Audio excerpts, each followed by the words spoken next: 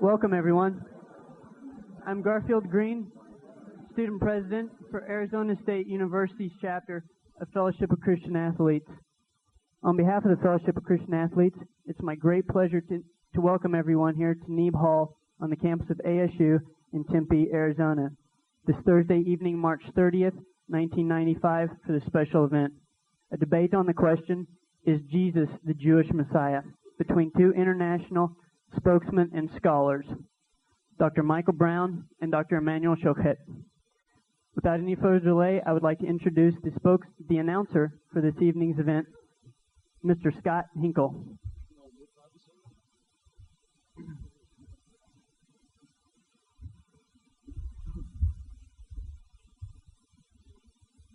Good evening and shalom.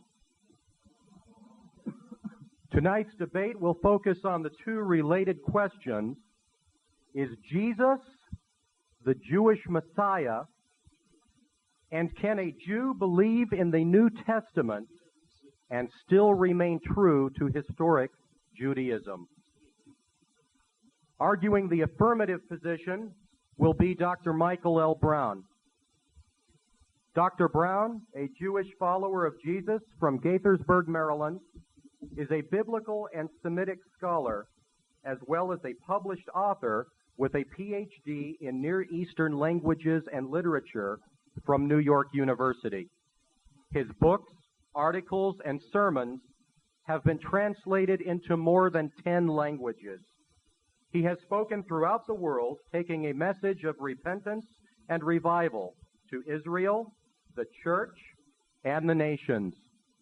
Dr. Brown has debated biblical questions with rabbis on the radio, on television, and on many college campuses.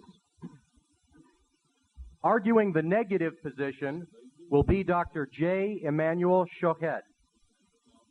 Dr. Choquette is an authority on Jewish philosophy and mysticism who has authored more than 20 books as well as numerous articles. Many of his writings have been translated into Hebrew, French, Italian, and Portuguese. A renowned worldwide lecturer on Jewish thought, ethics, and social issues, Dr. Choquette is the rabbi of Kielcer Congregation and professor of philosophy at Humber College in Toronto, Canada. He is widely recognized as one of the foremost spokesmen for Orthodox Judaism. And now to introduce our panel. First, the moderator of this evening's debate will be Mr. James White. Mr. White is the director of Alpha and Omega Ministries. He holds a bachelor's degree in Bible and a minor in Biblical Greek from Grand Canyon University, where he graduated summa cum laude and was a Ray Mabin Scholar. He also holds a master's degree in theology from Fuller Theological Seminary in Pasadena, California. He is an ordained Baptist minister and has served as adjunct professor teaching church history at Grand Canyon University. He is the author of 7 books on such topics as theology, apologetics, and the text and translation of the Bible. Mr. White is an experienced debater, having argued a variety of biblical topics in debates throughout the United States. The other 3 members of our distinguished panel are Jennifer P. Norrie, Randy Nussbaum, and Michael Simonson. Ms. Norrie graduated magna cum laude from the Arizona State University College of Law, where she was a member of Law Review. In addition to her wide experience in litigation, she has lectured on technology exchange and intellectual property issues at the Beijing Institute of Foreign Trade in Beijing, China, and also served as a faculty member for the National Institute of Trial Advocacy. Ms. Norrie has formed her own law firm in Scottsdale, Arizona, where she currently practices. Mr. Nussbaum received his Bachelor of Arts degree cum laude and his law degree from Arizona State University. He is a member of the State Bar of Arizona and the Scottsdale and Maricopa County Bar Associations, for whom he is a frequent author and lecturer. He is a graduate of the Scottsdale Leadership Training Program and an active participant in the Scottsdale Chamber of Commerce, and has extensive experience and both coaching and judging high school mock trial competitions. Mr. Nussbaum's professional affiliations include responsibility for overseeing all continuing education programs sponsored by the ASU Law School Alumni Association, for which he is vice president. Mr. Simonson is a graduate of the Washington University School of Law in St. Louis, Missouri. He currently serves as Judge Pro Tem in Maricopa County Superior Court, Phoenix City Court, and Mesa City Court. I will now turn over these proceedings to our moderator, Mr. James White. This evening we are privileged to have two very competent scholars before us who are prepared to give us the best their position has to offer. They have agreed to engage in a truly scholarly debate, one that seeks to concentrate on the substance of the issue alone. Many debates in our modern culture are marked by what I call cheap debating tricks. One or both sides attempt to win the audience's approval by means of humor, one-upmanship, glitzy presentation, or other emotional and subjective performances. Rather than focusing upon the issues and engaging in logical and sound argumentation, such spectacles use all sorts of improper means to sway the audience. One need only observe so-called political debates to observe how rarely the real canons and rules of proper scholarly debate are followed. This evening we have two scholars who are making mutually exclusive claims. They propose to offer objective evidence in defense of those claims.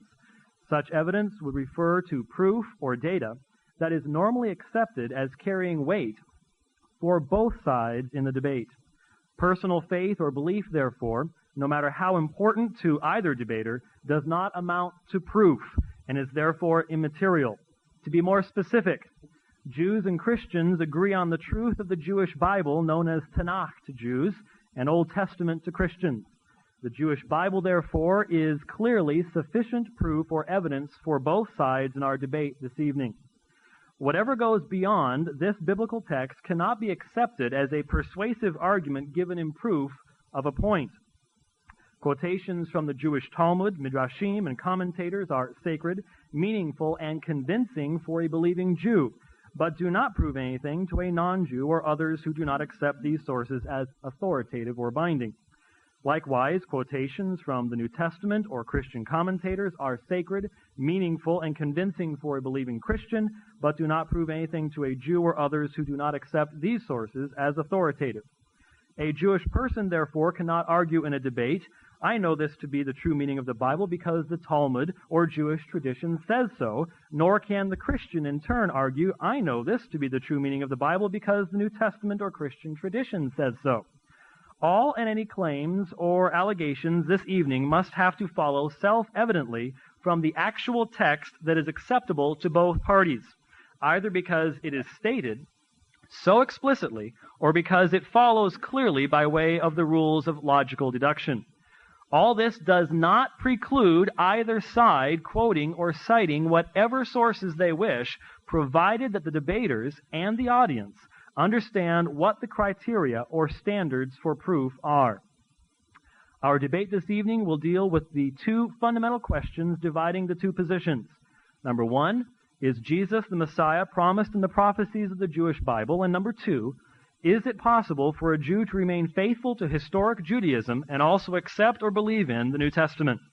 Before the actual presentations, each side will offer a statement of purpose explaining their perception and expectations of this evening's discussion. Having engaged in many scholarly debates myself, I have a few requests to make of you, the audience, and of our scholarly debaters this evening. To Dr. Brown and Dr. Choquette, I say that I, as the moderator, will be particularly strict when it comes to maintaining the agreed-upon time limitations. Staying within those limitations shows respect both for the audience as well as for one's opponent. And of you, the audience, I would like to request the utmost in respect for our debaters this evening. We have come here to listen to what they have to say. You may well feel the overwhelming urge to make an audible comment. Fight that urge.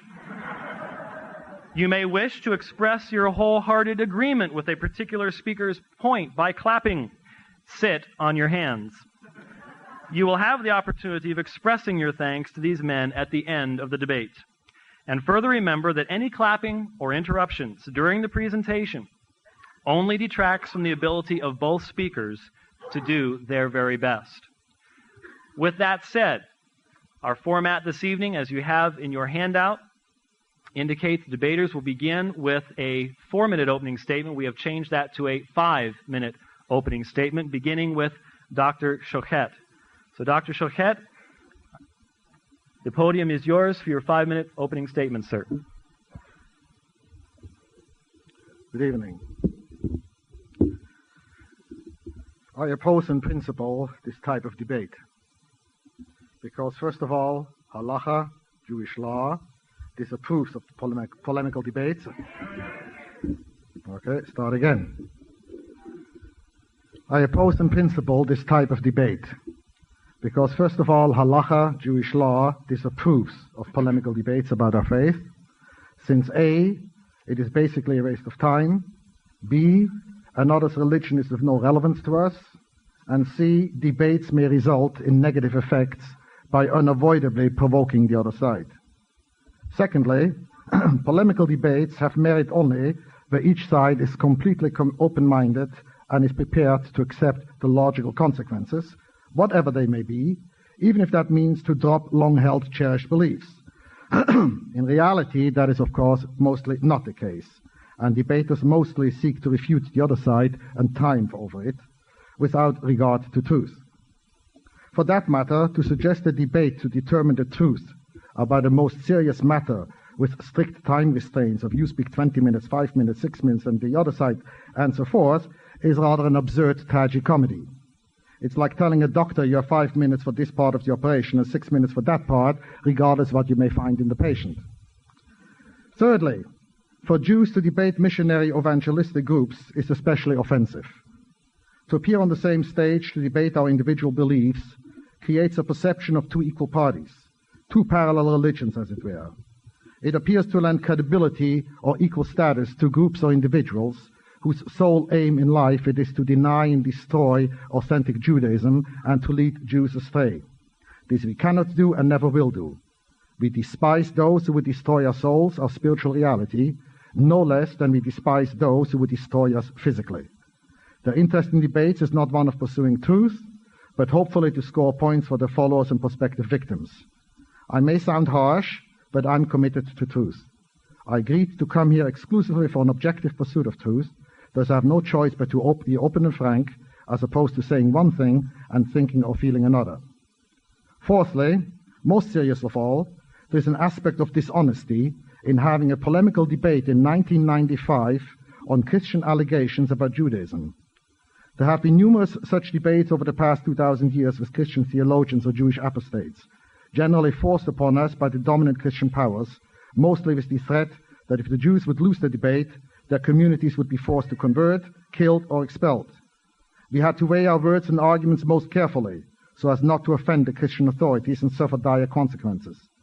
Oftentimes we suffered these anyway, because our opponents were furiously frustrated by failing to present valid arguments. That is another reason why we Jews don't like polemical debates. In short, we Jews have already been confronted by every conceivable question and challenge and already answered every single one of them. We have never lost a debate. Many of these debates have been recorded even by Christians and are readily available in books printed in many languages and found in numerous libraries, in addition to numerous polemical and apologetic works composed and printed in medieval and modern times. Practically speaking, this means that there is something basically wrong when somebody still wants to debate us on these issues. If they really want to find out what's what, they can simply go to a bookstore or library and find there the answers to all and any of their questions, plus infinitely more than they want to find. Both the Bible and the rabbinic writings have been thoroughly taken apart in these debates, with every possible detail discussed. Thus I question the motivations and merits of such debates and view them as cheap fishing expeditions for purely ulterior motives. What then am I doing here? A, to make these points public once and for all. B, to give the lie once and for all to the claim that we rabbis are afraid to debate or have something to hide. I'm not interested in attacking another religion, which is forbidden by Jewish law, or to try and convince Christians to change their minds or beliefs, etc. My sole and ultimate goal is to get missionaries off our backs, to say to them, leave Jews alone. You have nothing to teach us. You have nothing but your personal beliefs, things that you chose to believe in but cannot substantiate objectively. Thus, stop harassing Jews to change what you and we know to be absolutely true, the revealed Word of God, for something that is no more than your personal leap of faith in the claims and allegations of one or more individuals of the New Testament, which you chose to believe, just as Muslims chose to believe in Muhammad, Buddhists chose to believe in Buddha, Parsis chose to believe in Zoroaster, Mormons chose to believe in Joseph Smith, Moonies chose to believe in Reverend Moon, etc., etc., etc. And to the Jews among you I say, return to your fold, to your roots, to that which we all know to be true. Stop speculating about concepts and beliefs alien and unacceptable to your Judaism, and get to know about yourself, your heritage, the legacy of your faith, your Jewish link to God. Distance yourselves from mere allegations and unsubstantiated claims of strangers preying on your souls, and come back to that which we know for sure that it came from God himself, namely the Torah and its commandments.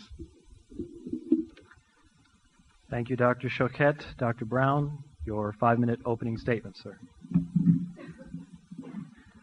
I'm thrilled to have the opportunity to be here tonight. I welcome this very much because we have a legitimate representative tonight of what calls itself authentic Judaism, which I will demonstrate to you begs the question and assumes what it wants to prove. It's been 23 years now that I have been actively following Jesus, Yeshua, as the Messiah of Israel and the nations. And I was told over and over and over for years by rabbis, by Jewish scholars, you only believe what you believe because you're ignorant. You only believe what you believe because there's no substance to it. I've been challenged over and over and over again. What is the evidence for this? Where is the proof? You have none. And I've offered for years, if I have none, then what do you have to fear by discussing things openly? So this is an opportunity for me to say, hear this man very carefully. Listen to what he has to say. Listen to what I have to say very carefully. Review our words and see where the truth actually lies. I would warn you to beware of sweeping, bombastic statements by either side that prove nothing. Some of which, in fact, I have already heard, namely that I and all other Jewish believers in Jesus here actually know the truth is against us. I would propose that tonight you'll see where the truth really does in fact lie.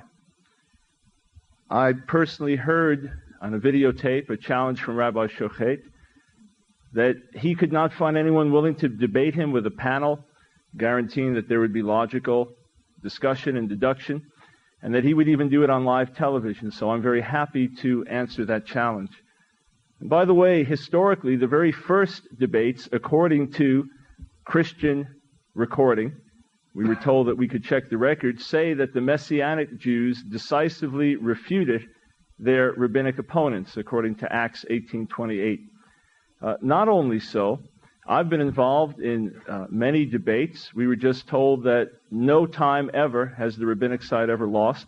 I'd encourage you to check and see. Check the records, look at recent debates, and see. Now, this is going to be my approach tonight. I will first seek to demonstrate from the Hebrew Scriptures that Jesus is the prophesied Messiah, explain why it was that he had to come 2,000 years ago according to the Scriptures, why he was to be rejected by his people, why he was to suffer and lay down his life as an atonement for the sins of the world, why he was to rise from the dead and be a light to the nations before his own people Israel would fully receive him, at which time he would then return and establish his kingdom on the earth. I will seek to demonstrate that from the Hebrew Bible.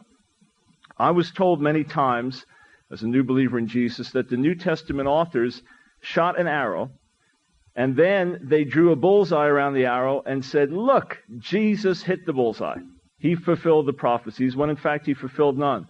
Quite to the contrary, I will seek to demonstrate that he hit the bullseye perfectly, and then later Judaism moved the target and said he fulfilled nothing.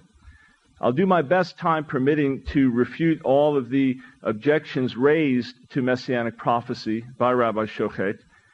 what I will seek to demonstrate is that there is no actual substance in any of the arguments. So if I'm unable to get to every single one of them, what I hope to prove is that each one raised has the full value of 0, so that 0 plus 0 plus 0 times a million still equals 0. I will use rabbinic literature for 2 reasons.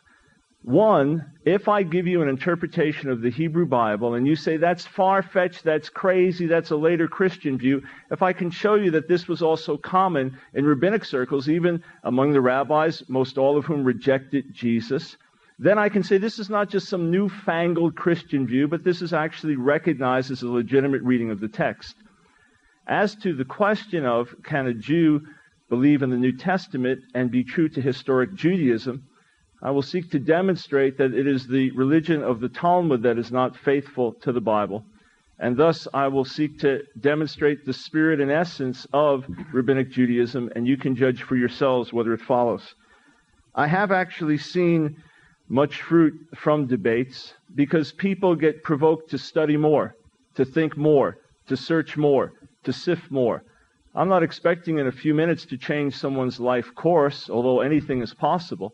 What I'm expecting is to provoke you to think, to study, to research, to open up your heart, to ask God, to get into the Scriptures. Having done that, I trust that this will produce much lasting fruit.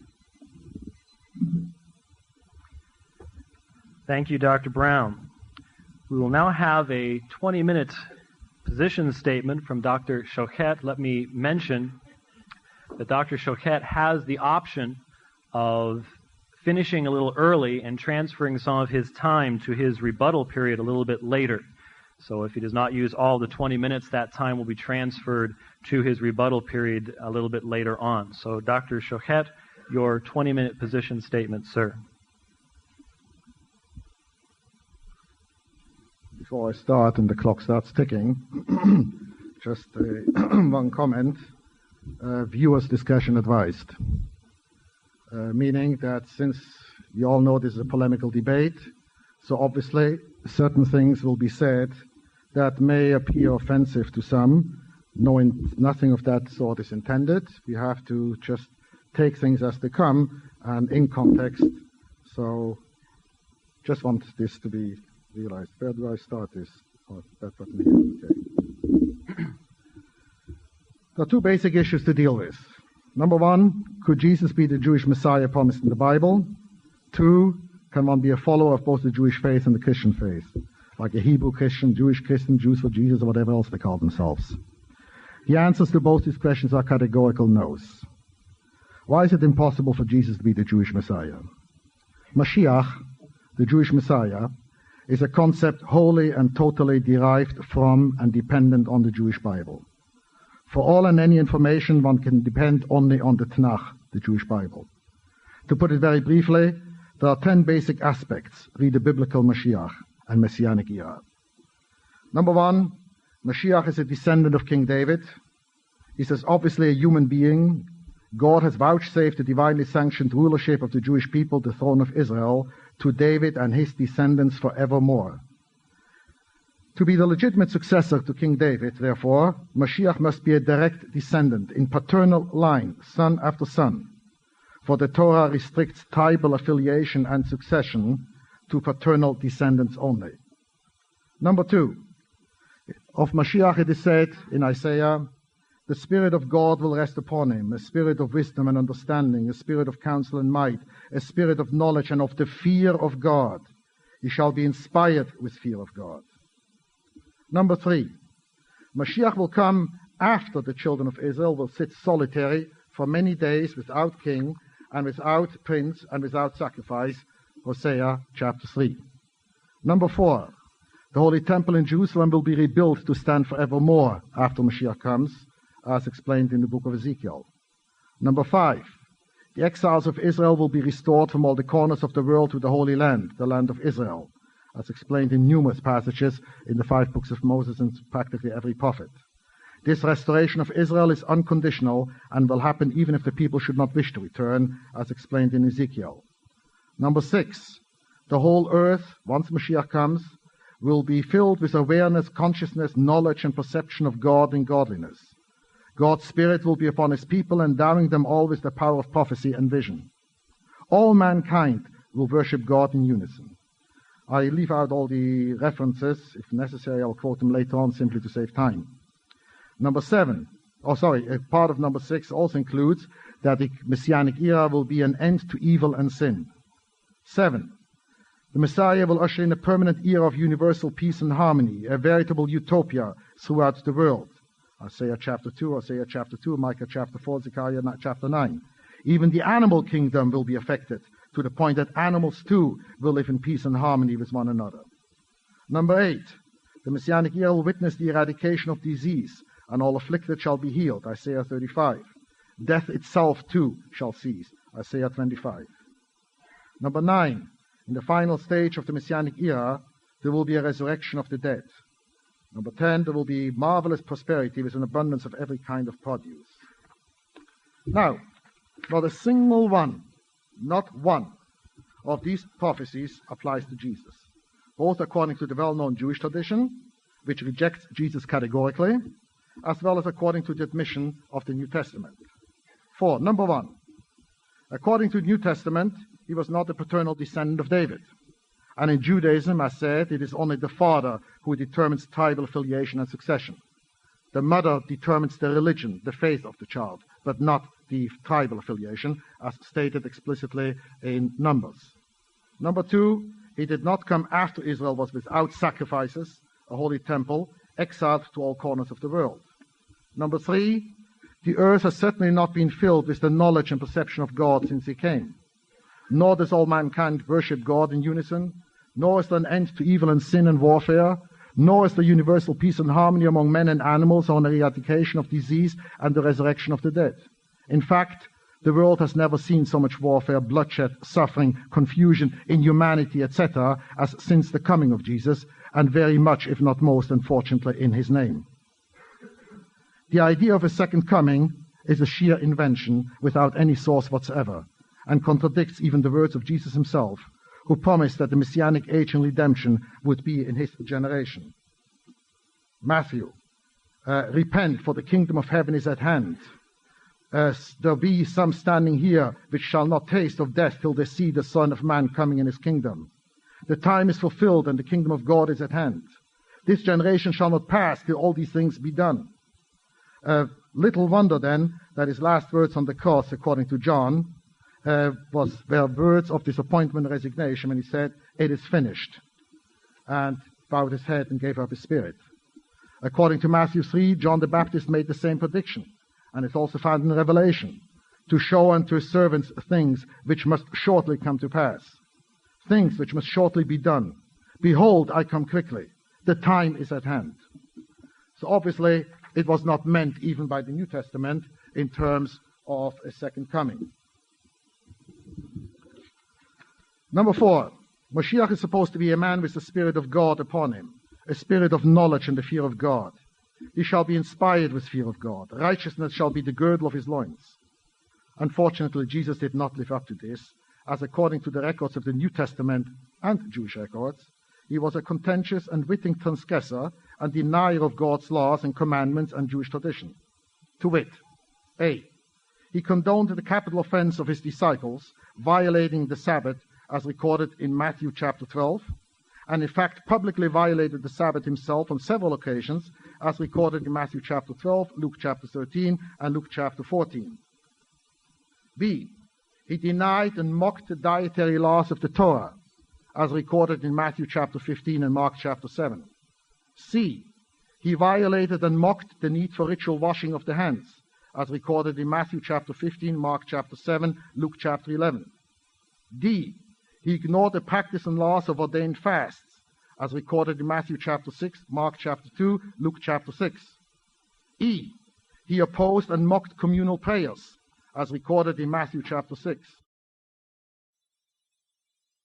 He violated and mocked the Ten Commandments precept of honoring one's mother and father, as recorded in Matthew chapter 8, Matthew chapter 12, Matthew chapter 23, Luke chapter 14. G, he denied the biblical permission to divorce, as recorded in Matthew chapter 5 and Matthew chapter 19. H, He violated the biblical prohibition against carrying a grudge and revenging yourself by cursing, threatening, and planning revenge against those who would not believe and follow him, as recorded in Matthew chapter 7, Matthew chapter 10, Luke chapter 19, and the first book of Corinthians chapter 16. And if necessary, I'll quote you these passages where this is recorded explicitly. On the one hand, he pretended to affirm and strengthen the rabbinic ordinances of the Pharisees, as recorded in Matthew chapter 5 and Luke chapter 23, and then turned around to warn his followers to beware of the teaching of the Pharisees, Matthew chapter 16. In short, we are presented with the picture of a man who violated the eternal commands of God as ordained in the Bible, sometimes using indefensible and immoral sophistry that others did or would commit the same violations, arguing in effect that two wrongs make it right, or irrational and other this type of arguments to justify himself. I'm not even going to touch upon the presumptuousness of arrogating to himself the power to stand above the law, I am the Lord of the Sabbath, make or break laws and commandments at will, forgive sins committed against God, or apparent blasphemies. All this is a very, very far cry from one inspired by and filled with the spirit of the fear of God. Jesus' behavior thus violated the explicit commandments of the Bible, which state A, Deuteronomy 4:2, do not add to the word that I command you, and do not subtract from it. And again in Deuteronomy chapter 13, verse 1, do not add to it and do not subtract from it, which is followed incidentally by the warning about false prophets leading Israel astray. And B, Deuteronomy chapter 17, 8-12, to turn to the priests or the judge at the time for all religious disputes, and then, and I quote, do as they tell you, follow all they instruct you, do not stray to the right or left from the word that they declare to you, which is the biblical source for the authority of the rabbis or Pharisees, whose instructions must be followed, and as Jesus himself suggests and recommends and demands of his followers in some parts. Conclusion.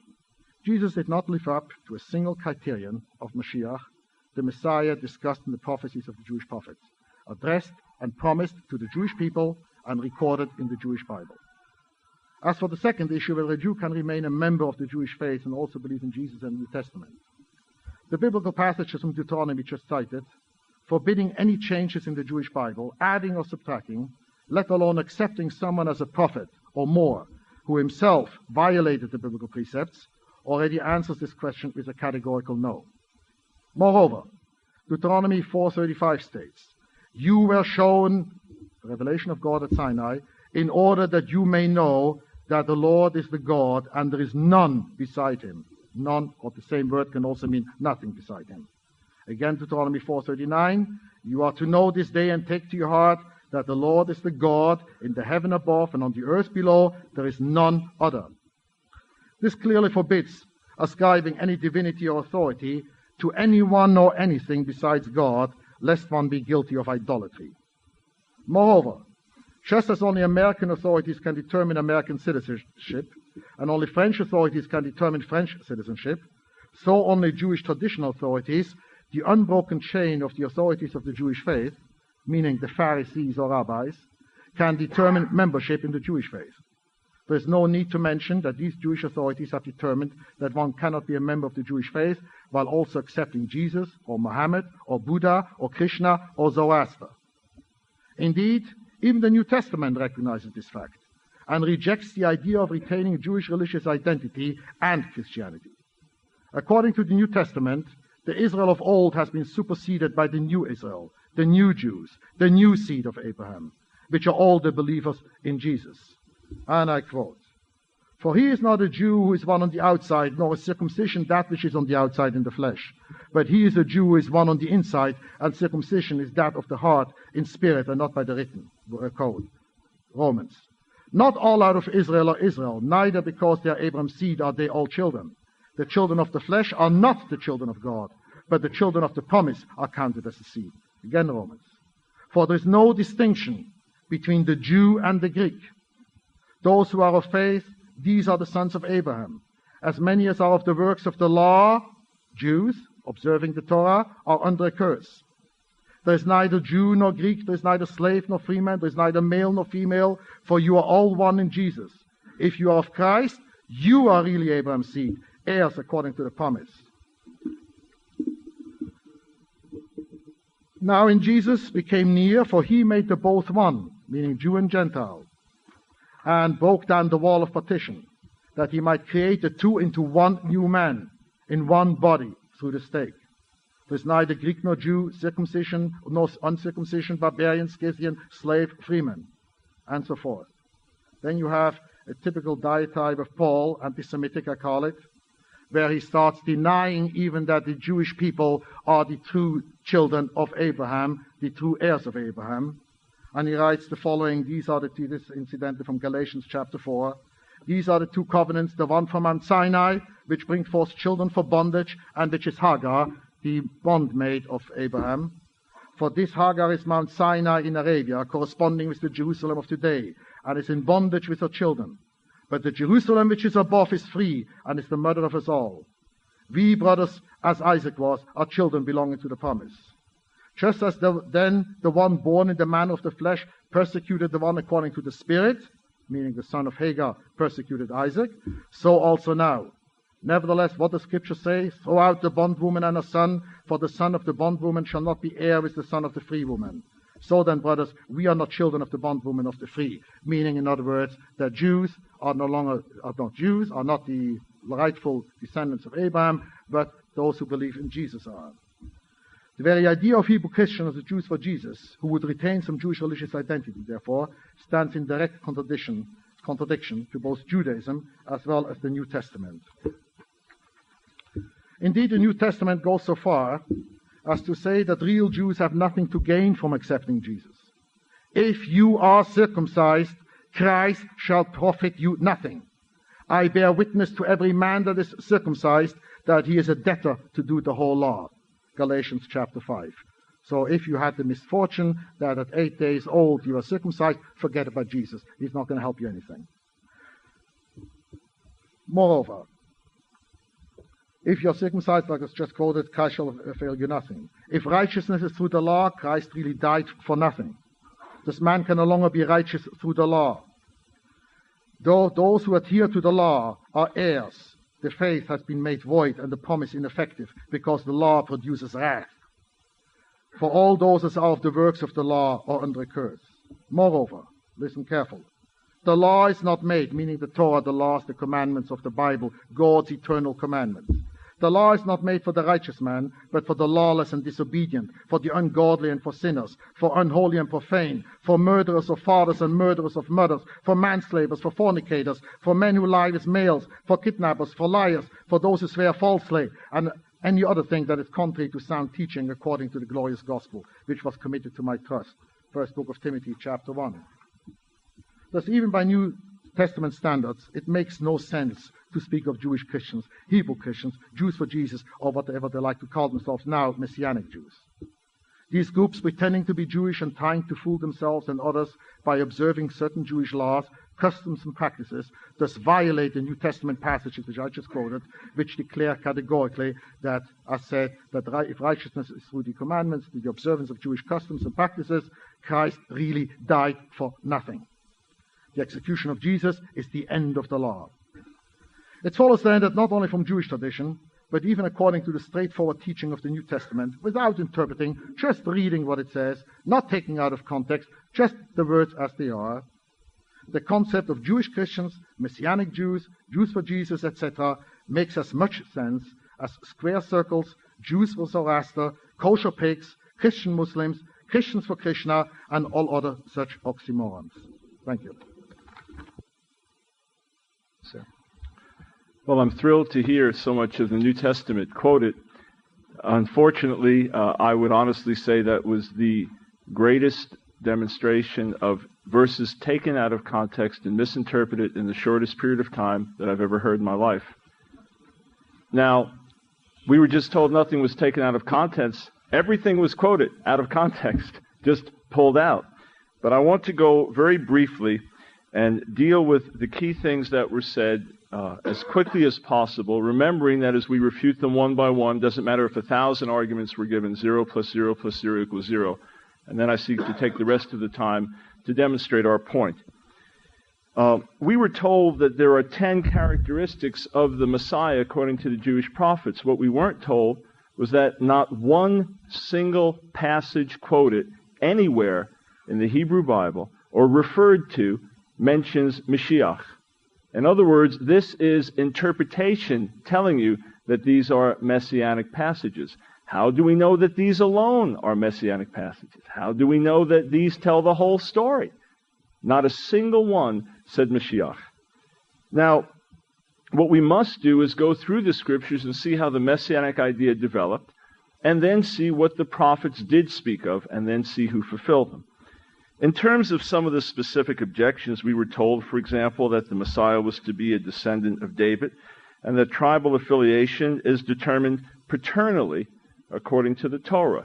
And Numbers was cited. In point of fact, the opposite is true in cases where there is not a male father, so that the father, the male, dies and only women are left. Then tribal affiliation will come through the women, and you can find that at the end of the book of Numbers.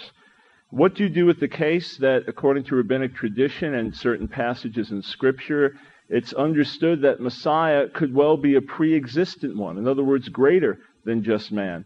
Well, the New Testament gives us the answer. Through his mother, he is a physical descendant of David, but he is greater than David. That's the whole reason that the New Testament speaks of a virgin birth. So he is not just a son of David, but greater than David. We are told, according to Hosea, which I know meant Hosea 3, the Messiah will only come after years of exile and years without a temple and sacrifice. Quite the contrary. Hosea 3 says, only after many, many, many years of desolation will the people of Israel then seek the Lord and David their king. In other words, this is not someone who is now going to come, but this is after years and years and years of being without him that they will then seek him. Why? Because he had come before that time of exile. We were told, according to the book of Ezekiel, that the Messiah will build the temple. Where did Ezekiel say those words? We were told that there will be restoration after Messiah comes. Where did the prophets explicitly say those words? We were told that when the Messiah comes, there will be no more evil or sin. The glory of God will fill the earth. It is true, there are many prophecies about the Messiah the King who will bring all these things to pass. But none of these passages mention, none of these so-called descriptions of the Messiah mention the problem of human sin. We don't need a king to just show up one day. We don't need someone to snap their fingers and suddenly there's no more war. It's like our dear respected former president, Jimmy Carter, going to Bosnia, and now there's peace. It doesn't just happen so easily unless there's a heart change. I'll show you that Messiah first had to come and deal with sin, that he was not just a king, but also a priest. We were told that there will be no disease when Messiah comes, according to Isaiah 35. Isaiah 35, again, does not explicitly mention Messiah, but it does say that there will be great miracles of healing, which, in fact, were the hallmark of Jesus' ministry. We were told, for example, that the second coming is a myth and contradicts Jesus' own words. Jesus is the one that said that the kingdom of God would be like a king going into a distant country, and people would all think he was delaying his coming. So it would only be after a long period that he would return. What about some of the passages referred to briefly, like Matthew 16? There are some tasting here who will not see death until the Son of Man comes in the glory of his kingdom. Keep reading into the very next chapter, Matthew 17, where it says that he was glorified in their presence and there was a manifestation of the kingdom. Matthew, Mark, Luke all have that same sequence. What of Matthew 24? All these things will be fulfilled before this generation passes. The Greek word generation can also be spoken and translated nation. The very same word is also nation, meaning this particular race. This particular race, the Jewish people, is still here. And many of those prophecies of which he did speak were fulfilled in that first generation of Israel also. The words of Jesus on the cross, "It is finished," are not words of defeat, but words saying it has all been accomplished. Read John 19:28 before you read John 19:30. We're told that Jesus was a contentious transgressor. Let me just read you a couple of quotes, just so you can hear what other Jewish scholars say. This is not proof, but I just want you to know that Rabbi Chochette's position is not the only position. According to Rabbi Leo Beck, who was a great defender of Judaism in the years of the Holocaust in Germany, he said, Jesus is a genuine Jewish personality. All his struggles and works, his bearing and feeling, his speech and silence bear the stamp of a Jewish style. He was a Jew among Jews. According to Martin Buber, respected professor from Hebrew University 2 generations ago, he said, we must overcome the superstitious fear which we harbor about the messianic movement of Jesus, and we must place the movement where it belongs, namely in the spiritual history of Judaism. According to the great Israeli scholar of last generation, Joseph Klausner, Jesus was a Jew and he remained a Jew until his last breath. His one idea was to implant within his nation the idea of the coming of the Messiah. And all this, Jesus is the most Jewish of Jews, more Jewish than Hillel. From the standpoint of general humanity, he is indeed a light to the Gentiles. According to modern Orthodox Israeli scholar Pinchas Lapid, Jesus was utterly true to the Torah, as I myself hope to be. I even suspect that Jesus was even more true to the Torah than I, an Orthodox Jew. Strange that there are such different views here. According to a recent presentation by Rabbi Professor Shaya Cohen, a respected historian at the Jewish Theological Seminary, he said the old view was that Jesus was a lawbreaker. Now we realize that he was an absolute Torah-keeping, observant Jew, although he differed with some of the rabbinic traditions in his day, and there were many different traditions and many different viewpoints, just as today there were Reform Jews and Conservative and Orthodox and Ultra-Orthodox and Hasidic, etc., etc. There were different views then. Jesus is considered by modern Jewish scholarship to have been totally faithful to the biblical law, although rejecting some current traditions. The one true God. And when they realized that, although for years they resisted the words of the missionaries, the Boardmans, George and Sarah Boardman, suddenly tens of thousands of them were converted and were baptized. This type of thing has happened around the world. In other words, God is supernaturally backing up this message, and through this message, the light of the one true God is going around the world, distinguishing it, in fact, from all other religions and all other faiths. Dr. Choquette, your 2-minute rebuttal, sir. Again, I'm amazed. I really don't understand this. Atonement, first of all, the Muslims preach exactly the same type of atonement. Only those who will acknowledge that Allah is Allah and Muhammad is his final prophet shall be saved, and all others, it's down to the barbecue. As for Buddha and Krishna, as a matter of fact, they are less arrogant and less presumptuous than either Muhammad or Jesus.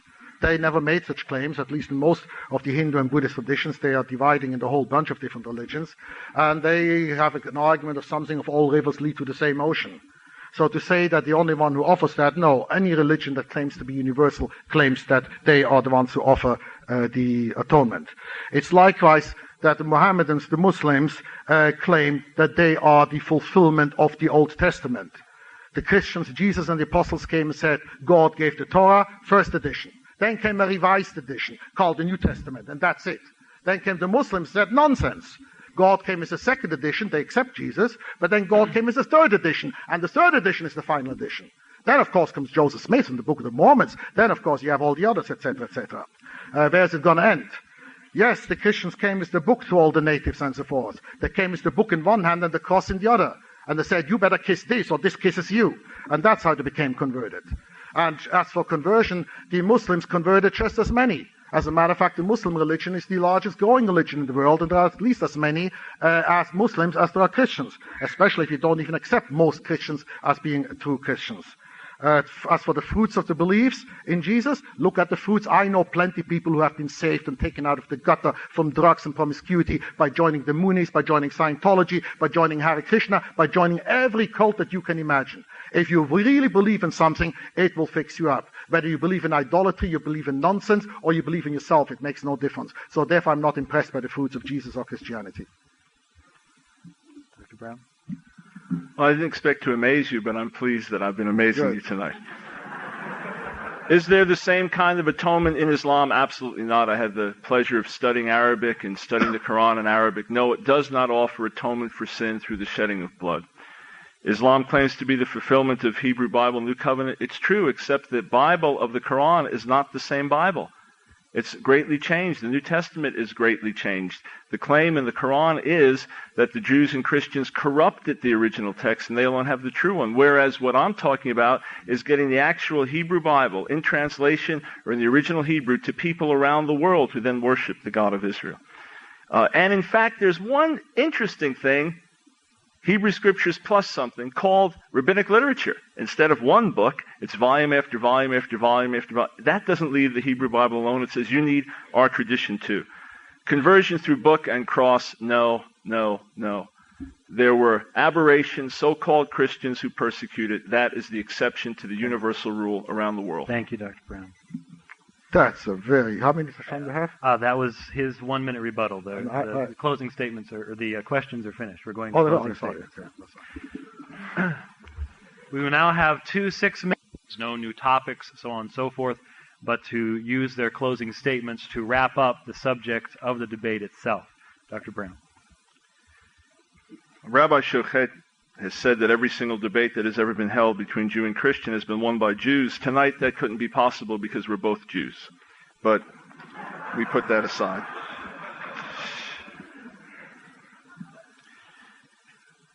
When we agreed to do this debate, I was invited, Rabbi Schochet was invited. I considered him to be one of the top representatives of what is known as the anti-missionary position. We've been very careful to go through guidelines and even who would go first, last, timing, and certain things decided by the flip of the coin, etc. And one key thing to me was that everything had to be audio and videotaped. Why? Because at the outset I said to beware of sweeping, bombastic statements, whether by me or by Rabbi Schochet. What I'd encourage you to do is, when these things are accessible, to go through very carefully, look up texts, go through references. A key text Rabbi Schochet quoted, I want you to be able to check, was Matthew 23. He said Luke 23, but he meant Matthew 23. That's what he had in his notes. So if you want to look that up, I'm telling you where it is. And if I missed any rabbinic citations, you can check with him, and he can set that right also. Now, the whole idea that he gave all of these qualifications, signs of the Messiah, and I said nowhere did it say the Messiah would do it, and then at the end I said when Jesus returns he'll fulfill these. What was my point? My point was, who says those are the only messianic passages in the Bible? So what I did was I demonstrated through quoting various passages that are either totally self-evidently messianic, by the terms and figures used being the same as elsewhere. For example, Tzemach, branch, is universally recognized as a messianic title, so I showed her that that was a priestly king. Or, for example, Isaiah 53, which has an excellent background of rabbinic tradition, interpreting it messianically. It was interpreted of the Lubavitcher Rebbe in his sickness as messianic. The point there is very simple. I showed text after text after text that is messianic in content, that is messianic as recognized by tradition, and said this had to happen also. To say that I showed nothing, demonstrated nothing, is basically like hitting 1,000 and then saying you just struck out every time. Check, look, observe. Why did I quote Talmud? Well, I was told that authentic Judaism rejects this position outright. I was told that you could not believe in the New Testament and be faithful to historic Judaism. Therefore, it behooved me to demonstrate that rabbinic Judaism is not, in fact, the authentic or historic Judaism, but just another tradition of man. As to the idea that there is an unbroken chain of tradition going back to Moses, and without it you can't understand anything, let's be honest. Take a fundamental law of Torah that if people commit certain sins, they will be karet, cut off. The rabbinic tradition isn't sure between two options what it actually means. It's forgotten the meaning of certain animals, unclean animals, which they exactly are, how to identify them. Get a book like Arya Kaplan's Living Torah. Go through the notes and you'll see so many interpretations, so many ideas. Why? Because there is no unbroken tradition going back to Moses. In point of fact, only ultra-Orthodox Jewish scholars today will speak of that. Most modern Orthodox scholars will not even speak of an unbroken chain of tradition. You say, but I had my chain of tradition by which I interpreted texts. No, I went to the context. Read the context of the various passages quoted. Read the context of Matthew 23, where Jesus says, don't follow their example. Read the end of Matthew 21 when he says, yes, you sit in leadership now, but the authority will soon be taken away from you. No, Jesus did not say that we are forever to be under rabbinic law. There's a man named Rabbi Daniel Tzion. He was the chief rabbi of Bulgaria, helped to save many Jews from the Holocaust, settled in Eretz Yisrael, the land of Israel, where he lived out the rest of his life there. He was a fervent believer in Jesus, Yeshua, the Messiah. In spite of all objections raised to him, I know others, religious Jews, who have put their faith in Jesus, the Messiah. I know some who have been beaten, some who have been persecuted. The persecution has gone both ways at times. The fact is very simple. If you will seek God with all of your heart and all of your soul, because we have many prejudices. It's said in the Psalms, Gal enai va'abita niflaot mitoratecha. Open my eyes, uncover them, that I can behold wonders in your Torah, in your law, in your teaching. I'd encourage you, seek God and say, look, I'm a weak human vessel. I don't know everything. Give me wisdom. Give me insight as I study the text. And read on your own. Jewish believers in Jesus, I urge you to read through the Scriptures carefully, to look at them, to look into the New Testament and see if in fact your faith stands on strong ground, as I determined to do over 20 years ago. I encourage rabbinic Jews and atheistic Jews and others, read through the Hebrew Bible, seek God, study, look, and see if in fact Jesus, Yeshua, is the prophesied Messiah. I rejoice to say that in fact the fastest growing religion is not Islam, but New Testament believing Christianity. The turn of this century, 1 out of every 13,000 Africans believed in Jesus. Now it's 1 out of 3.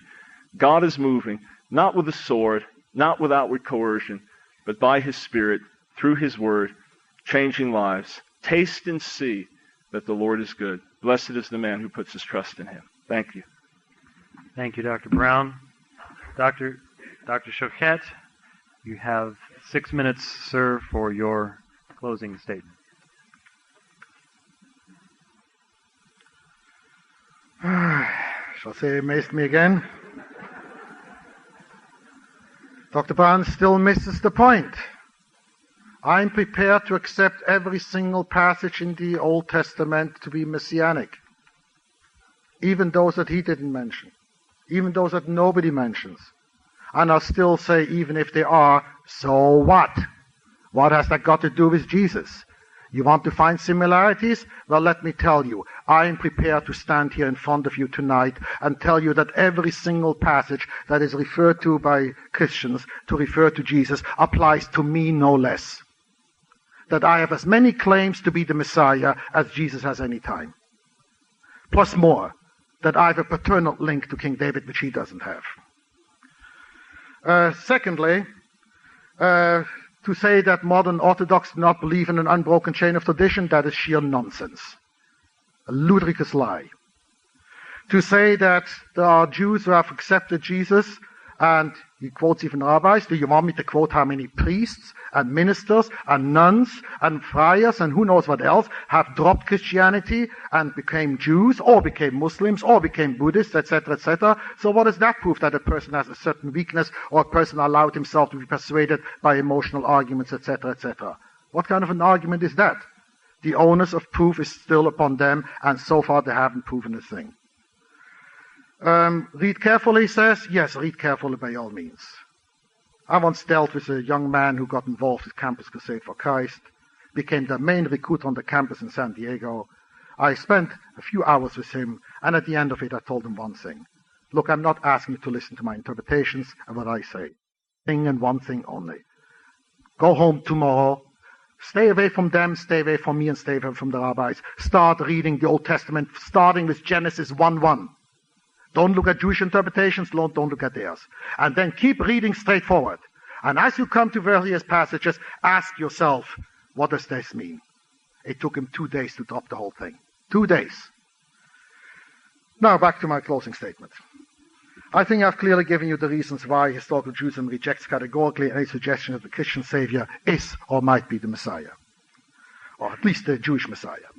and B, why it is impossible for to be a faithful Jew when accepting the New Testament or the Christian Savior. Christianity feels an obvious kinship to Judaism, but not vice versa. The Christian faith and scriptures mean absolutely nothing to the Jew, just as Islam or Hinduism mean nothing to the Jew or the Christian. We have no quarrel with the Christians, Muslims or Hindus. We respect other people's religions and are opposed to seeking their conversion to bring them into our ranks. If necessary, though, we shall respond firmly to any attacks on our beliefs, and especially the vicious and evil obsession to missionize Jews, to the egotistical, sanctimonious self-righteousness of exclusivists who proclaim their religion to be the one and only truth for all mankind.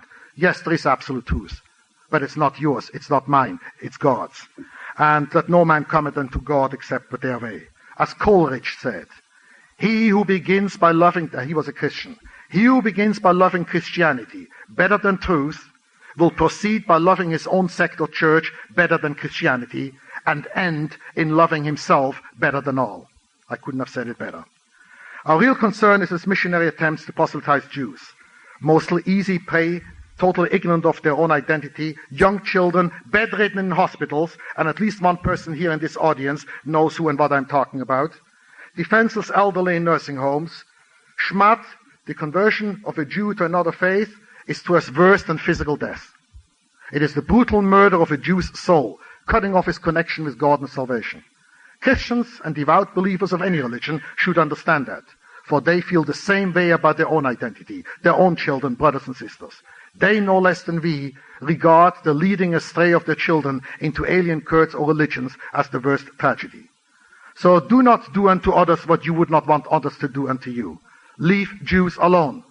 The last 2,000 years of history of go out into the hedges and compel them to enter, and to the Jew first, is the very root and branch of anti-Semitism, which has brought us 2,000 years of relentless persecutions, suffering and bloodshed, from Rome through the Crusades, the Inquisition, the continuous pogroms.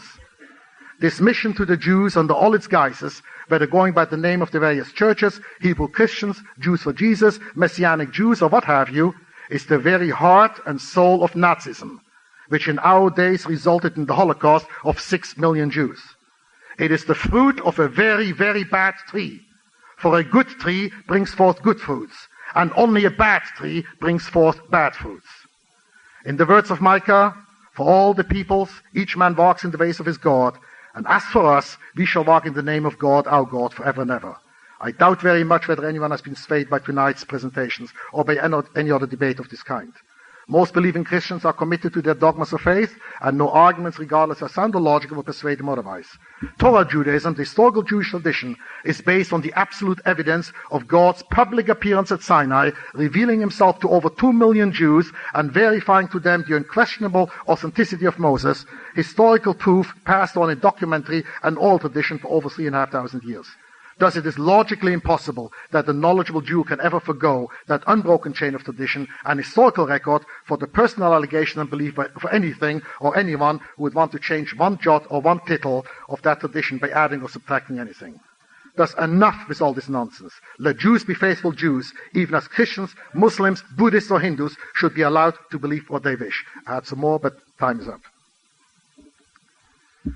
That concludes the formal debate section. We did, however, promise to you that at some point you would have an opportunity of expressing your thanks to the gentlemen for their preparation and their work, and I think this would be an appropriate time to do so.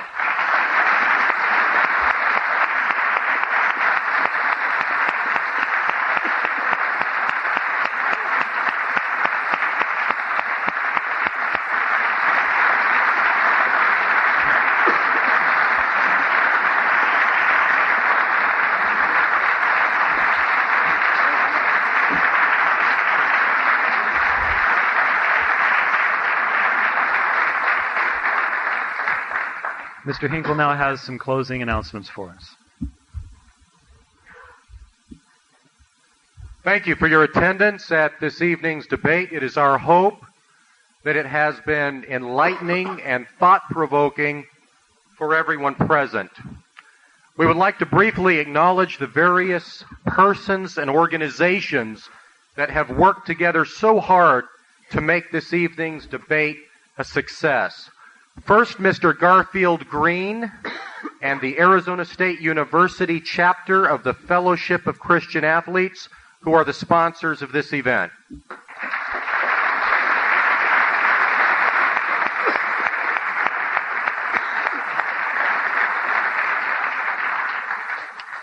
To our debater in the affirmative, Dr. Michael Brown.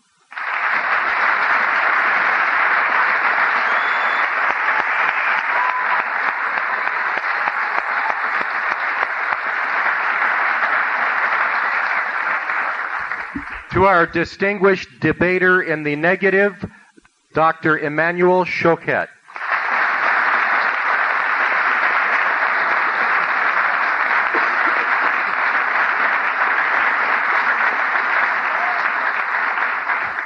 To our moderator, Mr. James White.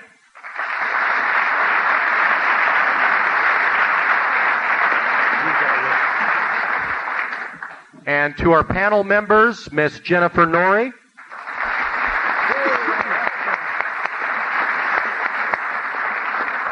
Mr. Randy Nussbaum.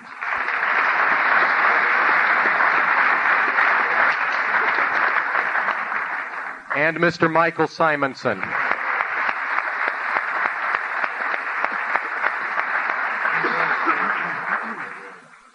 And thank you, audience, for your attendance and participation. Shalom and good night.